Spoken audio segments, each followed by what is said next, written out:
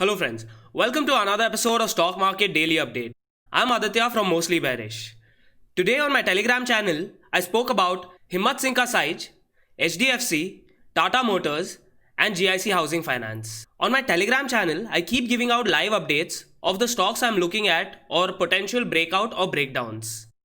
Before getting into the chart analysis, let's talk about Himmat Singh Ka Saij. This stock has given over 50% return in last 4 trading sessions. To be precise, it's actually more than 67%. The stock started the movement from 80 and today the closing price was around 142.50. Sometimes these kind of moves are possible. Last 2 trading sessions as well, I was looking at this stock. But these were extreme moves. And now let's take an analysis of what trades I did and what I have expectation from this stock as well. To understand the trade, let me take it to 2-day time frame, mainly because we traded this area. Today there were only 2 trades taken. As soon as this price opened 4% higher, the prices were driven upside and it touched 10% upper circuit. I also updated that this stock has a circuit at 10% and not 20% today. From there, when I saw the prices fall at the levels of 138.5, somewhere around here, I had short sold the stock. 50% I covered at these levels here, somewhere around here. And the remaining 50% I expected 136 to 135. So somewhere between these levels here, I had completely exited the stock as well. This was the first trade which was in profit. It gave over 1.5% profit. The second trade is where I made a loss. Now if you see the lows here, I expected if these lows are broken, I expected the stock to fall from there. But I took short positions here expecting the stock to fall. But from there if you see the prices were driven up. I also mentioned 137.50 will be my exit point.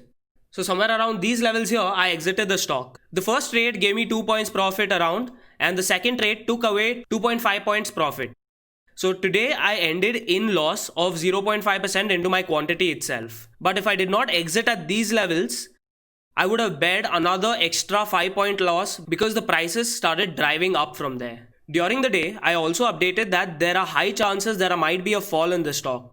But the prices did not go lower than the low created earlier. So I was waiting and that is the reason I did not trade the stock as well. Post which if you see, the prices started driving up and they closed at 10% upper circuit. Now, towards the end of this video, we'll be talking about the levels which I'm looking at and where I expect the stock to fall to. So watch the video till the end. On the Telegram channel, I also updated about the watch list. The main 3 stocks were HDFC, Tata Motors, GIC Housing Finance. So let's look at what happened. I expected Tata Motors to go up. There were high chances it might be a circuit stock, but that did not happen. If the prices went below 142.25 levels, I would have expected the prices to fall from there. But if you see this candle here, the low created is 142.55. From there, again, the prices were driven up. At this candle right here, there was a new high created, but that high did not sustain. The next stock I was watching was HDFC. So HDFC was completely range bound between these 2 levels. Somewhere around here. And when I saw this breakout, I had updated there is a breakout on this stock as well. So somewhere around here, there was an update. From there, the prices started rallying. The prices did go above 8.5%. From there, they started falling as well. The final stock I spoke about was GIC Housing Finance. So there were high chances that GIC Housing Finance could have given a breakout. If you see here, I had updated there might be a breakout here. The prices did go up, created a new high, but they came back into the ranges. So this was a watch list, but the stock already was 13% up. That was one of the main reasons I did not initiate any trade. But if the stock had to go up, I would have expected it to do it somewhere around these levels here. When I saw this candle forming, I expected that there is going to be a high resistance at these points now. So if you see, even here, the prices started testing and from there was a fall. Now let's take a look at Himmat Singh Ka Saij again.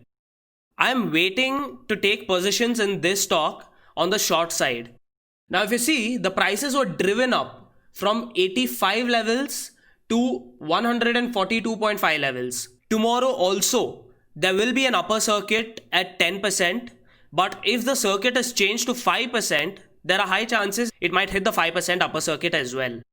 The things which we need to notice is that this point, it is very close to this point where it might act as a resistance. So even tomorrow, if the stock does gap up and the circuit is at 10%, I am expecting the prices to be driven up, but during the day, there are very high chances the prices will be falling from there.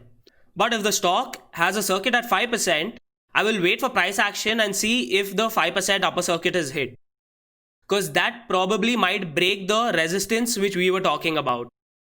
Let's wait and see. So this is one of the main trades I'm going to be waiting for to take positions, and everything will be based on confirmation. I will update on my Telegram channel if there is any kind of a breakdown in the stock as well. And even the fall that I'm expecting should be somewhere around 5 to 10% itself. Tomorrow, if this stock does not hit upper circuit, there are high chances a shooting star can be formed or a long leg doji can be formed. I've also created a playlist where I talk about candlesticks. I'm leaving a link in the corner if you want to watch the different videos on different types of candlesticks as well.